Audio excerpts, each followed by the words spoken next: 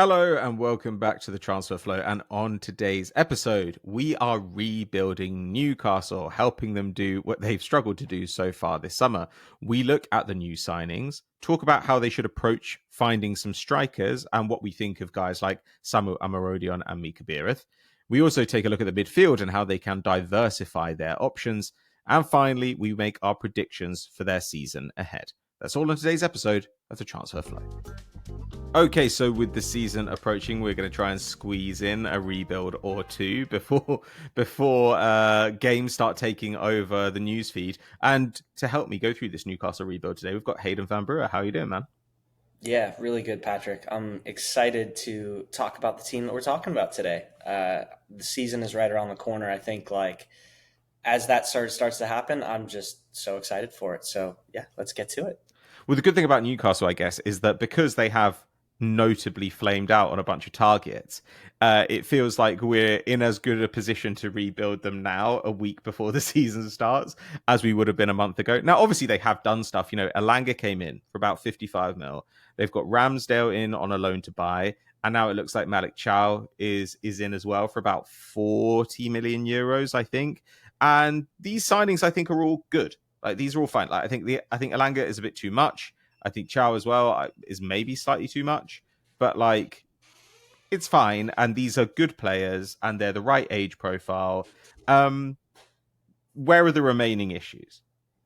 Yeah, I think a lot's been made about the striker sort of situation for them, and in the midfield as well. It sort of feels like some more depth in there, especially as they're playing in Europe, are going to be the priorities. But I think it's important that we, sort of like you're saying, give them some props. I think Elanga is a player that slots right into the team, fits the way they want to play.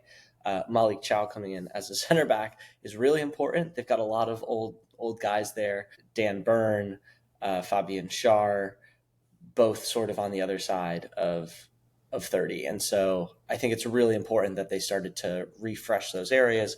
Obviously, with Ramsdale having another keeper, maybe that can help them play out of the back in a good way is a good situation.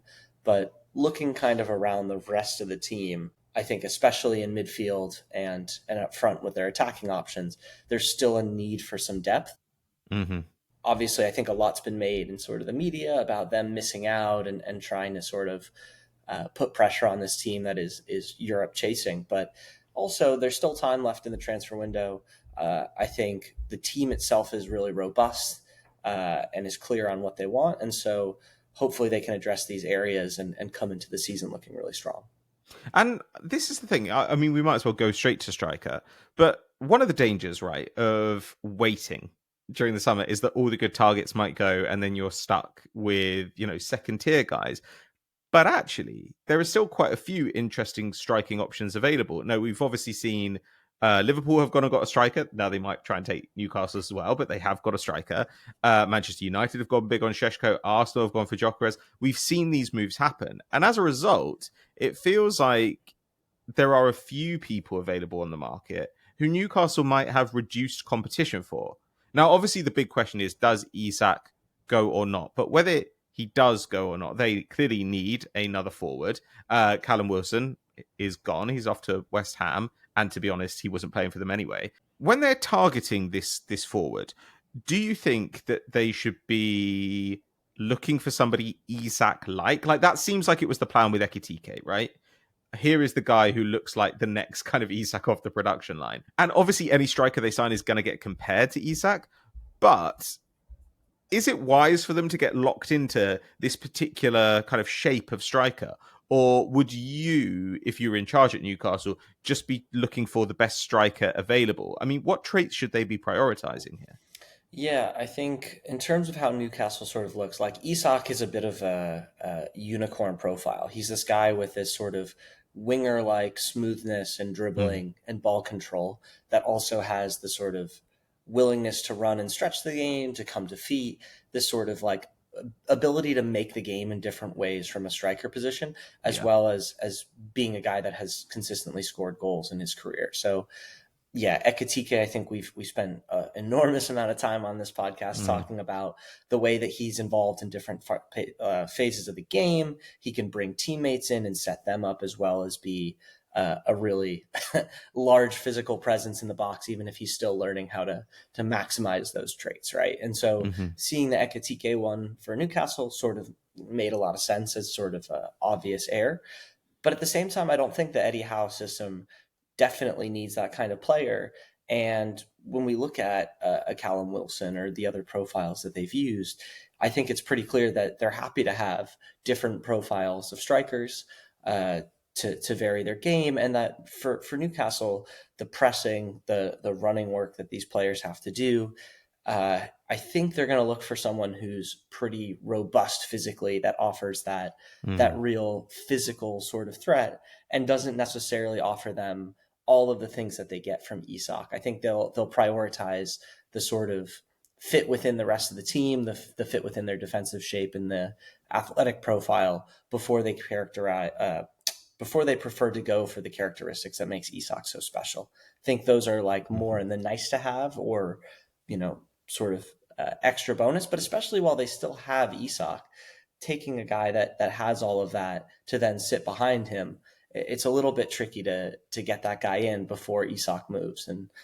as the window looks, it's going to be a question on whether they have to reintegrate Isak into the squad or whether he does end up moving on. I think that's the biggest question, but we're still waiting for a few dominoes to fall in terms of players that could replace him. There still could be some movement in the striker window as we get to the end of it.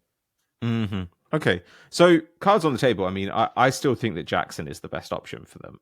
Like, I agree. Like, he's not going to do the back to goal, ball to feet stuff that you do get from Isak, but he's been shown to be a useful dribbler in the Premier League. Not last season, but the season before.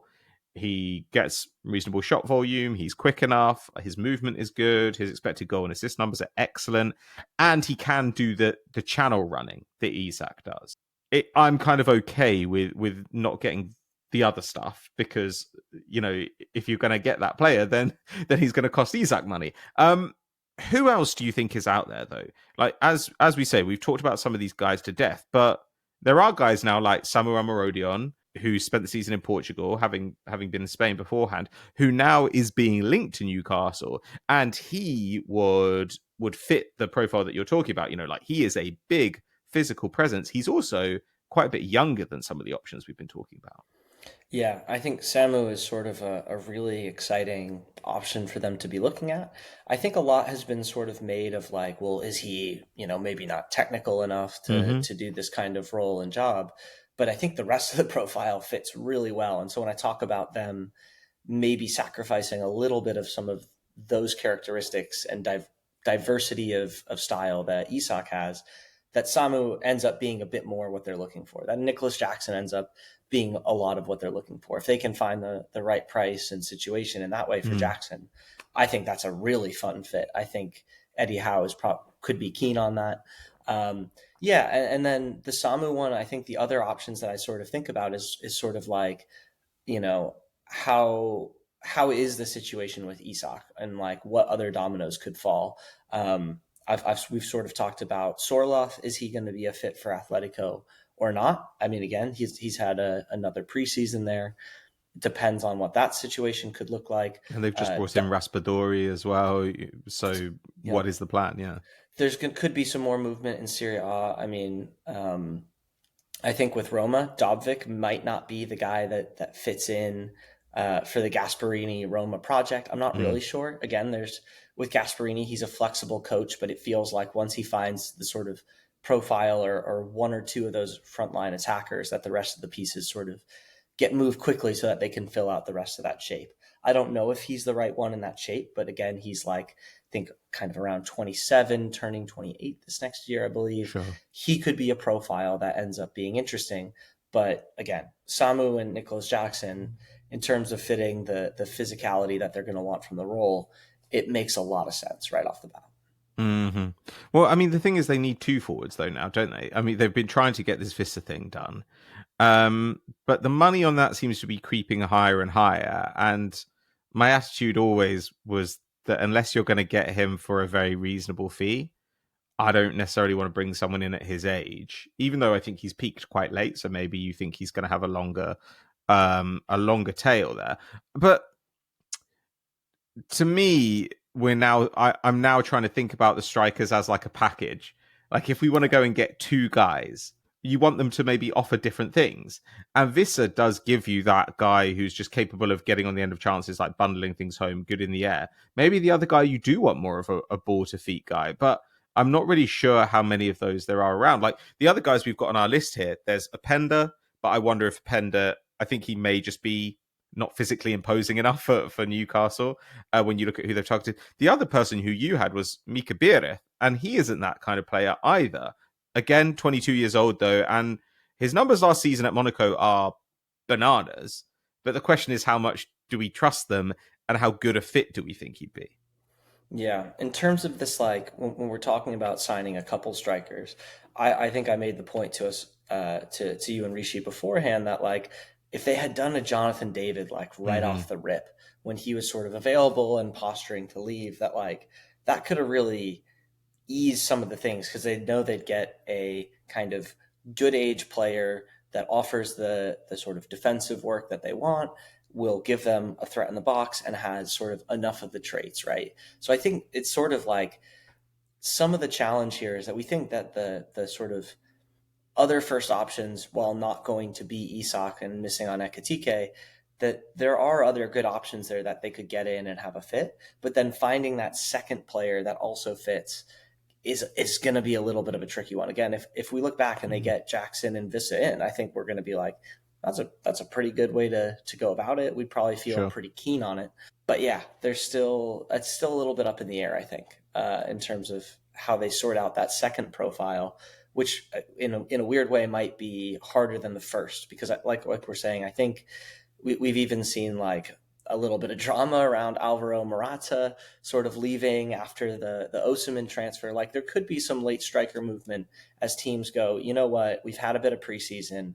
We've got two strikers. We're happy to let one of them go because what we really want is this player somewhere else in the team to really make it for us. So yeah, I'm not sure. I just think it feels like the wrong way round to go and get somebody like Wissa for the second player. I would rather go for more of a sure thing for the first player if they're going to replace Isak, and then the second guy be a gamble. So I was looking at, some. I just think the Biereth money, somebody like that, it's going to be too much to get them out of Monaco. It's going to be too much to get him out of Monaco for how sure I am about his numbers. Like his numbers are like he's over one expected goal and assist per 90 is hilarious, but his expected goals per shot crazy high, and his expected assist crazy high, and he's often played in the front too. And I just look at that and I think I'm not sure that we can replicate this. Though the high pressing, very quick transition towards goal, like all of that stuff makes sense. I would like them to go and get somebody like Jackson, and then for the second player, take more of a risk on a young player. Like I mentioned him previously, but there's Lucas Stassin, who got relegated with Saint Etienne last season.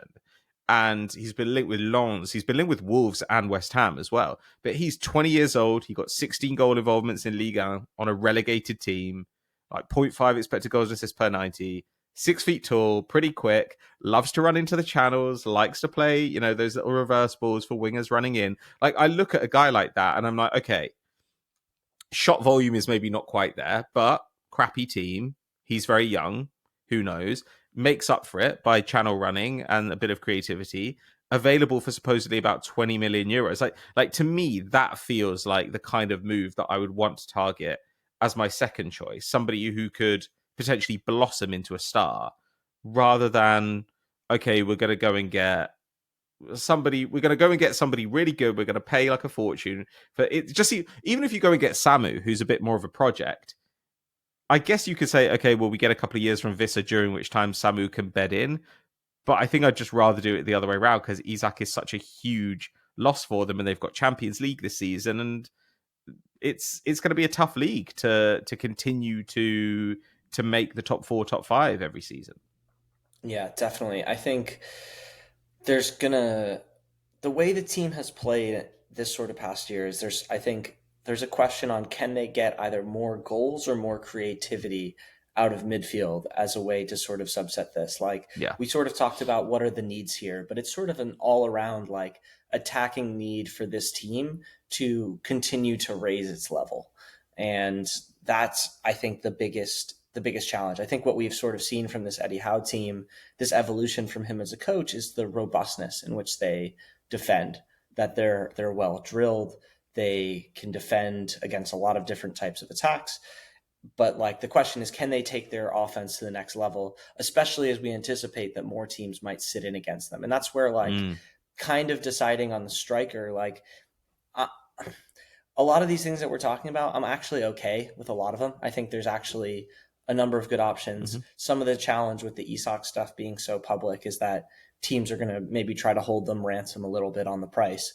But like, I think they have options, and they will get something done there that I think is really, really helpful and useful. I think some of the question is like, can they get a bit more out of this midfield? Because like they've shown a really strong ability. Like we talk about this Newcastle team being a transition team and being, attacking directly, but they're not going long when they come out of the back. This is a team that we saw it with Eddie Howe at Bournemouth, that they are relentless in their desire to play out of the back and to sort of advance the ball through like patterns of play, organized spacing. Like I think that's sort of the reputation for Eddie Howe that like sometimes gets lost right now in this very Anthony Gordon, Elanga, Murphy, these guys that we see them running up the sides of the field in space and in transition situations, but we forget that like part of the way they get to some of these situations is through like really good buildup.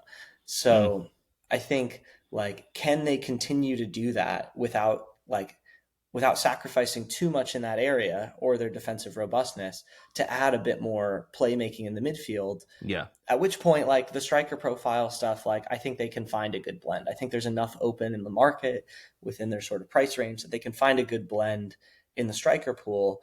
The choices really become in terms of like, what are the pros and cons of fitting another midfielder into this group? And I think that is a challenge because again, when you look at like Joelinton coming into the midfield, you're like, this guy has so many of the traits that they want. And also like, that's going to be hard to replicate in someone else. You're going to have to give up some of this physicality maybe in this way, but like, can they get a bit more of that passing in? I don't know how Lewis Miley will sort of progress. I'd like to think he continues to make a step this year. I still sort of see him as a guy that's more in that mold of like, getting them out of the back as opposed to like really playmaking in the final third. It's not that I don't think he's capable of it. I'm just not sure that as a teenager, he's going to make that jump this year. Like I still think they need a passer in that midfield that can help them, not just in that back part of the field where I think, Bruno Guimaraes is as good as almost anyone in the world, I think, at helping them in that stage. But I think they could use a bit more in unlocking the final third in this sort of midfield selection. Yeah, I completely agree. I wrote, for those of you who haven't signed up, you can still buy our previews, £10 for all 20 Premier League previews. And I wrote the Newcastle one. And this was really what I wanted to talk about in that, which was, Murphy had a fantastic season from wide. And they went and got Elanga, it seems, because they were like, Murphy's 30. And we know that we can get whoever plays right wing in space. And all that person needs to be able to do is carry the ball into space and make the right decision at the end of it. And Murphy, he might not be like the most talented right winger, but he didn't do dumb things. Like he didn't take stupid shots. He played a lot of really dangerous passes across goal. And Newcastle got a ton out of him. He got 20 goal involvements in the league, I think. But yeah, the worry is, well, what happens when you don't have that space? And I'm not sure how much Elanga helps you, because Elanga isn't a big one-on-one guy, and he isn't, a create against a settled block guy, because that's also not the way Forest played. So to me, that felt like, I like the player, but I wondered if it was maybe a bit of a missed trick, because I thought, could they get a winger who can do this carrying, but who has a little bit more of a varied bag when it comes to creating against deeper defenses?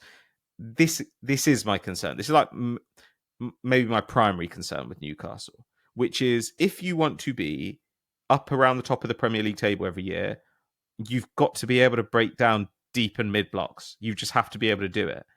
And Newcastle have ways to do it. They obviously create shots off the press, and they have like forwards who can pretty much create something out of anywhere in Gordon and Isak. But yeah, they don't have that guy who just demands the ball against a sitting defense, who racks up 50 touches outside the penalty area and is capable of splitting the defense. They do not have that player, and especially if Isak is going, having this kind of hub in the final third, I think gets even more important. So when we were looking at midfield signings, I was thinking, is there a guy here who is capable of doing all the hard running duel type stuff, either as a winger or as an 8 type player, when they are up against a big team, but when they have all the ball, is capable of moving forward and really taking charge of the game as a 10. And I think that is a hard player to find, but I do think guys are out there. Like, every time I see the Wissa stuff, I do think, would it have made more sense to try and get Damsgaard out of Brentford? Because, okay, Brentford are going to play hardball either way, but they've already lost a forward in Mbermo. Maybe they'd be more open to just like turning over more of the midfield. I don't know. Probably not, but I don't know. They brought in a couple of midfielders, and Damsgaard is that rare player who is PK, who has absolutely phenomenal passing numbers, both from a deep position and more in the final third, and can dribble a bit, and has enough defensive output that I think Newcastle would be happy with him. I mean, that to me feels like a player who can cover Bruno, play with Bruno, who can play as an 8, who can play as a 10, who can even deputise on the left wing. Like, there's a lot that Damsgaard can do that made him kind of feel like the right guy for Newcastle. And I would rather, if they were going to go and spend £55 million on a Premier League player, it had been him than Elanga, I guess.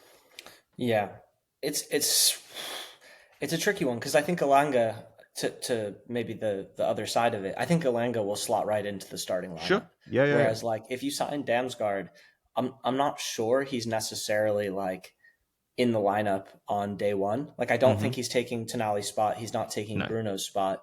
It's him or Joe Linton, and it feels like, okay, at least on day one, he's probably not taking that spot. Maybe he can push into it, and all those traits that you're talking about for Damsgaard, like fitting that kind of dual-sided role against different types of teams. I think he is a guy that can do that. And like, when you brought that one up, I was like, well, if they get Wissa, they can't get him. And you're like, well, what if they just did that instead? And I was like, oh, all right, now you're talking. Like, that could be a really interesting one. I'm not sure if Brentford necessarily allow that to happen. and some of the names, when I was sort of like sussing out the market and trying to understand like opportunities, it's also looking at guys like availability, right? Yeah. So like Flynn Downs is a guy that got relegated with the Southampton team, who I think you'd feel really comfortable doing all the robust physical 8 stuff that Newcastle kind of wants in those, Tonali, Joelinton kind of pressing physical 8 roles, but probably doesn't really add that passing component to you that you're really looking for. Like, I don't think he's enough of an elevation, but he could be at a price that's like reasonable. You could do like maybe a loan to buy thing that becomes permanent at a, if you make a Champions League or something like that. But does he really raise the level enough but they also do need a guy to fill out the squad a bit, but does he raise the level enough? Ismaël Bennacer is one. I think he's been sort of linked for another kind of loan move away from AC Milan. Bit more of a deeper kind of playmaker. Not sure if that sort of steps on Bruno's toes, or if you're really comfortable having both of those on the field at the same time. In terms of doing that, you've talked a lot about Angelo coming from Stuttgart. Yeah. Like, again, maybe a bit too sort of playmakery, quarterbacky passer, as opposed to having all those other physical traits. Like, there's guys that could do it. You kind of feel like with Stiller, he could come in and make a difference in this area that we're talking about, adding diversity, adding a high sort of maybe a bit of ceiling raising component with his skill set. But the question is, are they willing to sort of sacrifice that? The one player that I kind of settled on as like being a really interesting fit that like could maybe, but also not start, like maybe fits probably at a decent price point given the team that he's coming from, was Tanner Tessmann at Olympique Lyon. Okay. We know that he was a player that sort of had this interest from Inter Milan at one point.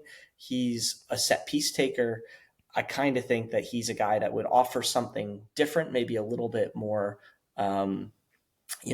maybe not necessarily like the intricate passing into the box and slipping little balls and things like that necessarily, but provides some quality sort of service from those secondary areas like around the box. You can imagine fullback goes high or Elanga stretches the game. There's that pocket of space sort of that appears in front of the fullback, and Tessmann in those areas could provide like a slightly different dynamic into the attack without a huge cost on the other end. So in terms of like, again, Damsgaard being a guy that you go like, that probably fits. If he can be in the starting lineup, then that could be really interesting. Tessmann is one that I'm like, he doesn't necessarily have to be, but there are games where his profile could add a different dimension to the team without like breaking the bank or doing anything crazy on the cost side. Sure. I mean, the question is, we don't know how much money they had before the Isak sale, assuming that goes through. But you would really want them to get a couple of guys here. Like, they are pretty thin. I think that would be an interesting pick. I mean, I also like someone like Romano Schmid.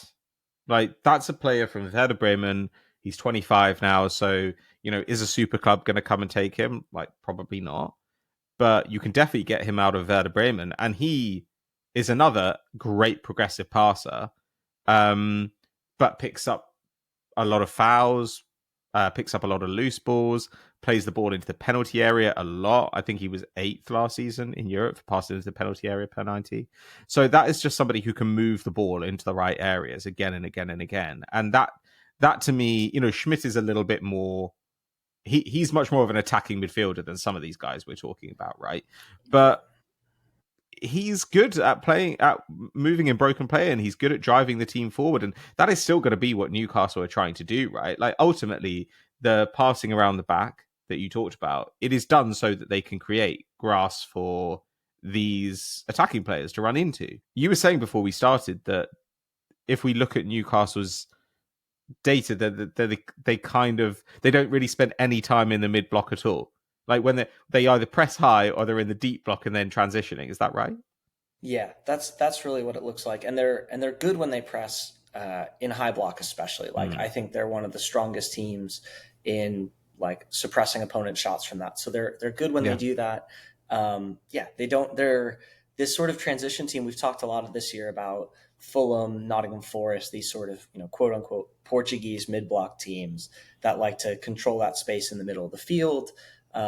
Not have their back line drop too deep, and then transition out of that. And Newcastle are a team that are sort of like, we either go all the way high, we sit in all the way low, and wherever we win the ball, we are going to transition and attack you from that sort of setup. So I think that's there's a really defined style of here. Schmid is one that, like, when you brought him up, I was really interested because I think there's a lot of things that fit there. I kind of thought that Crystal Palace would be a team with Glasner in charge that would have been sniffing around him. It felt like they kind of could use a guy that would probably most likely sit in that sort of 3-4-2-1 as one of the two sitting midfielders, but could also play higher up, at least in the short term, if they did lose an Eze or something like that.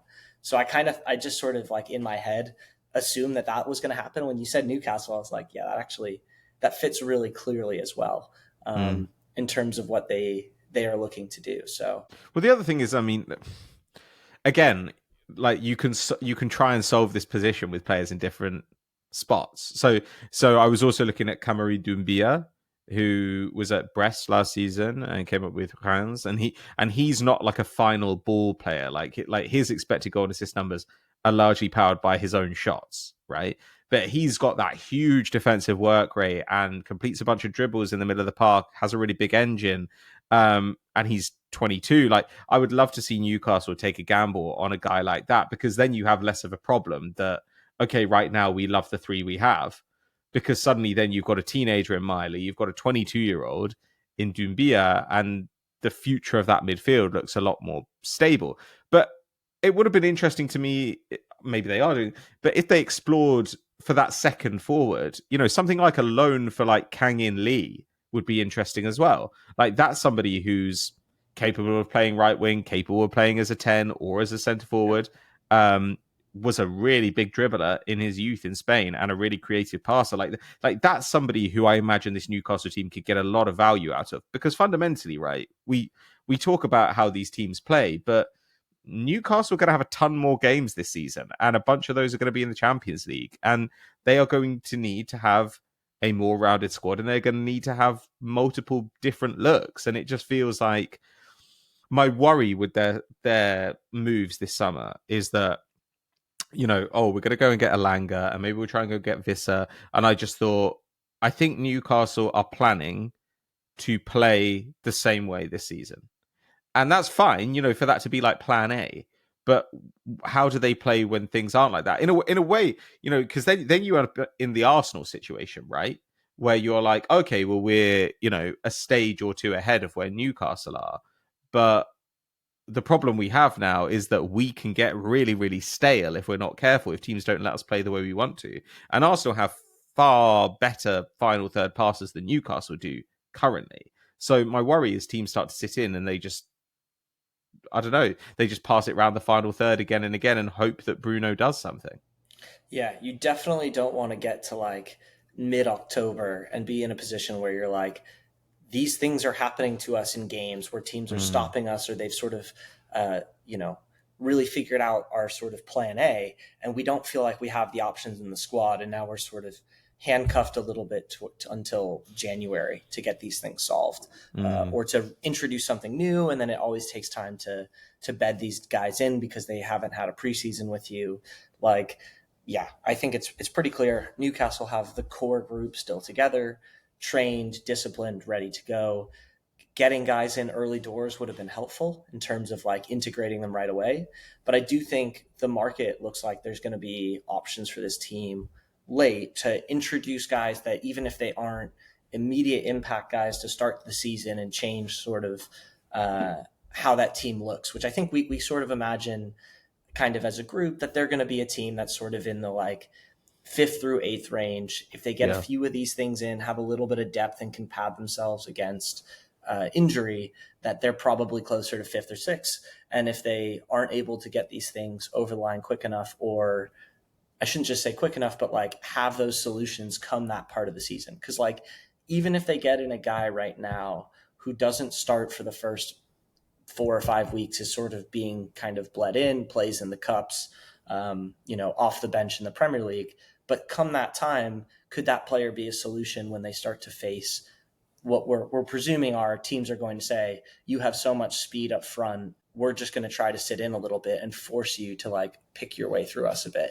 And if they can have that guy sort of, in the building, like if they can get that piece in, that's what's going to give them the keys later on to solve these problems, which turns it from like from a good campaign to like we're multiple years in a row in Champions League, which is where Newcastle is really trying to get to, I think, clearly from this project. But the thing that scares me is that I think that if Isak were playing, like if Isak could just start this weekend in the Premier League, I'd actually be quite positive about Newcastle, because as you were saying off the air, we often look at the turnover during the summer and the teams that have bought a lot of players, we want to praise them for doing a ton of business. But as we saw this weekend in the Community Shield, like there are teething problems even for the best sides usually, and having a settled 11 who all know each other, like that is an advantage. The problem is that now Newcastle have lost this guy who makes everything happen in the final third, and I don't even know who they'll be starting this weekend.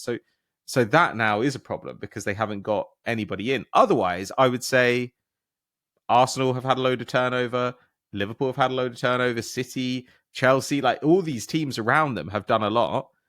Villa haven't done much. I don't know. That's quite a good position for them to be in. It's just that this Isak thing is really hanging over their heads. Yeah. I think it's like when we look at, I sort of have these teams in a group with Newcastle and Bournemouth and Brighton, and regardless of the different bits of business they've done over the summer so far, if we look at sort of the lineups that in these transfer flow, like preseason write-ups of these teams, you look at the lineups and you're like, it's mostly the dudes that were playing a lot last year who haven't moved on, right? It's Brighton, but without João Pedro in. Ruter was probably the guy that played the next most minutes in that spot, so he's the guy that's in, right? So it's mostly these sort of settled squads, and Isak is really, of all the rest of these teams, of the teams outside of Arsenal, Manchester City, Liverpool, Chelsea, Isak is the biggest difference maker in any of these teams. Like, I think very clearly. And so that's sort of a pivotal piece, because if he's not there, all of a sudden you're starting to look at and go, Newcastle now start to fall into this, they really, like, if they had Isak, we'd pick them as favorites and they'd be really strong in this game. But without him, do they have just enough there to get over the line against some of these more mid-table teams, right? I think we'd still consider them stronger if they were to go up against Wolves, West Ham, the newly promoted teams, some of these teams that were lower in the table. We'd feel pretty confident that even if they didn't have Isak, they'd still kind of be maybe a little bit too strong for those teams. Yeah. But when we start to ask the question about, well, how will they do if they come up against Bournemouth and Crystal Palace and some of these teams? If they have Isak, you're sort of like, well, give them the edge. But without Isak, it throws the contest a lot more closely. Yeah, and the other thing, I liked when you were talking about Tessmann, like the set piece delivery, that could be a difference maker for them as well this season. Like, that's something they might need to try and squeeze more if they're not going to have Isak, because Isak so often was turning level game states into leading game states, right? Or getting them back on level terms really quickly in games where they went behind, especially during that run over the Christmas period, where he scored so many goals. But they actually are kind of dead average for set piece goals. So my hope is that if they can get a little bit more there, then even when their striker is a bit of a downgrade on Isak, then they should be able to get ahead in some of these tougher contests. Are there any other positions, before we wrap up, that you would be interested in targeting if you were Newcastle? I mean, what else can we expect from them over the season? Obviously, they've brought in a new face behind the scenes as well to help guide their recruitment going forward. Like, what do you think they're going to be looking at? I think one other piece, and there was some sort of like rumblings in the transfer market on Tino Livramento, possibly being a guy that Man City were interested in. We sort of touched on this earlier when they signed Aït-Nouri. Like, are City going to go and sort of play like a straight up 4-4-2 in 2020? Is Pep Guardiola going to invent the 4-4-2 in 2025? That's what we want to know. With Livramento, he's such a versatile fullback that I kind of love the idea that Newcastle could play with, again, if Kieran Trippier is sort of reaching the end of his ability to play at like a Champions League sort of level, that like they could get in another right back where Livramento can cover on left back for Lewis Hall if he needs to, or play right back, and that they can kind of like by committee of three cover the majority of those minutes. So I think like right back is sort of one that's coming in the works, but like it's less important than addressing sort of striker, midfield options, and maybe another right winger if they, again, I think there's a lot of teams that could get a lot of use out of Jacob Murphy. I think he is like continually the guy that like, it feels like the conversation around him every time is like, oh my God, he had an amazing season, like such an incredible player. He is intelligent in the way he works and defends. He has such good quality in terms of like crossing and playing balls and variety of different passes into the box. But like, he's 30 years old and like Newcastle are going to keep trying to elevate. I do wonder if there's a team that could be in for him. And then all of a sudden, if you're Newcastle, getting another, I mean, at least initially right wing, but another sort of dynamic attacking winger option is something that you need. Again, having to sell Minteh is a painful one. Looking at what he's sort of done for Brighton this past year, that feels like a guy that they could really use. If they had Minteh and Elanga as options down the right, you'd be like, that is dynamite. Yeah, or if they'd got Madueke, they were credited with interest in him, and he felt like the player who had the carrying ability of Elanga, but who maybe has a little bit more of a varied game in the final third. I mean, in the end, I guess like if Arsenal come in for him, he's probably going to stay in London, and wants to compete for a title. But if they'd gone really hard for him, maybe they'd have been able to get him earlier on. It's hard to tell. But they've had so many hits with their transfer business, obviously Isak, but also Gordon was a guy who a lot of us had our doubts about before he moved and has been excellent for them. Lewis Hall has blossomed into a really important progressive passer for them right at the time when they need to really process Trippier out of the team. So it's nice that they're still getting a ton of passing from their fullback positions with him. I want to be optimistic about them, and I do think that there are still guys out there who they can afford who could make them really good. But it is going to be a stressful few weeks, and I do think that with the season starting, Eddie Howe is going to be absolutely working his fingers to the bone, trying to coach the team and still, get the players through the door he wants. Where do you think they're likely to finish this season? Do you have a prediction for them? Yeah, I'm gonna make just one last point here, which is that like if they're not able to get in these additional sort of, especially in the midfield, like we talked about the attackers, but especially in the midfield, I think the like spotlight gets really bright and a bit hot on Sven Botman. Like it's really important that he's able to stay healthy. I think if they're able to add him, especially what he can offer on set pieces, but add a bit of robustness in that back line, I think that can, at least in the short term, really buy them some time to sort of either bet in new players or wait to see what they want to do in January. Again, his health has been something that has been like pretty varied, and that is a challenge for them. In terms of where I see them finishing, like let's say we sort of said this in the previews, like it's hard for us to say, well, they don't have Isak because they still have Isak, and there's not a bid on the table, and they sort of rejected the Liverpool bid, and it seems like the only teams really that would be bidding for him would be Liverpool, or again, we sort of mentioned it earlier, Real Madrid, if they were to move Rodrigo or Vinny for a fee and sort of swap a winger for a striker. Feels like that's kind of the extent of what would happen. As of right now, Isak is in the team. I kind of look at that team with Isak and with all of that to finish like fifth. I know in the previews, I think the sort of collective group had them sixth with Brighton in fifth, which I think is like a little bit of a gamble on like what Hertzler can get out of the team in preseason. Even without like new signings, like hitting the ground running. I think that's sort of the idea there. I think if Isak is there, like I said, I think he's the biggest difference maker outside those sort of top four teams. And like my presumption is that Newcastle will at least do one more thing, and their hit rate so far, like Chow, Ilanga, especially those two pieces, I think are guys that will make a tangible impact in their season. Whereas some of the guys like striker signed from Olympiacos for Brighton, he's a young guy that I don't think is like going to make a tangible difference in where that team finishes right off the bat. And I've got a lot of confidence in just how settled the Newcastle squad is, how they want to play, and how they're going to deal with things coming into the season. So I think they're in a little bit of a tricky boat. Fifth, like if they don't finish sort of fifth or sixth, I think it's going to be a lot of pressure. It's going to be seen as a disappointment. But I think their ability to elevate above fifth to go past like a Chelsea or whoever you think is going to finish third, I think that top three group is really, really strong.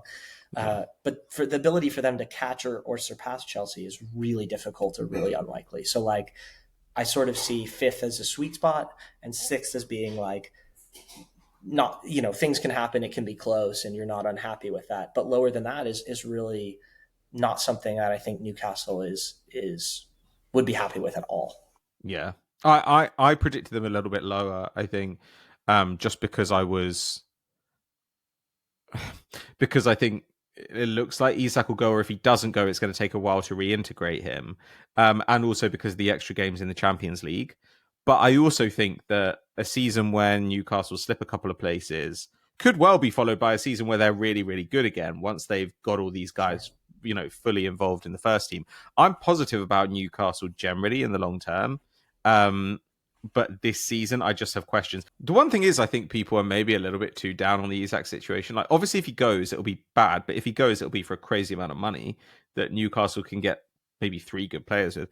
And if he doesn't go, this idea that he's never going to play for Newcastle again, you're seeing all stories along these lines right now where it's, Isak's camp says that he's never going to put on the Newcastle shirt. And you're just like, he's not going to sit and not play for a year. He's just not.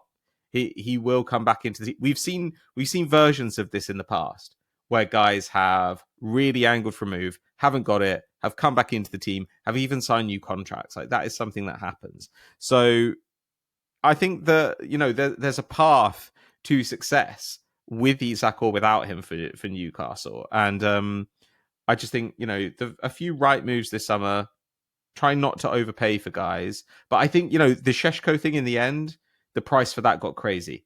And I think they're better off out of it, especially if you can get someone like Jackson for a comparable price. So I'm positive about them overall, but this season I think could be a tricky one. Okay, that's the end of our Newcastle rebuild. As I said, if you would like to read a little bit more on this topic, then you can check out the previews still available, all 20 of them for £10. And obviously, we've got Kim writing on those. We've got Mohammed from who you might know from his writing on Twitter. We've got Ted. We've got Catalina Bush. Like we've got loads of interesting people writing previews there. Our very own Neil Shelat. So do check those out. And between now and our next episode together, Hayden, I imagine that people will be able to find you talking about the big games of the weekend. But where can they find you? Yep, I'm H. Van Brewer on Blue Sky. I'll be having friends over to watch that Man United Arsenal game. I think it's like that. It feels like that was a preset one by the Premier League. They were trying to. They saw all the striker drama and they were like, "Yep, let's give the people what they want for this weekend." So, yeah, Premier League is back.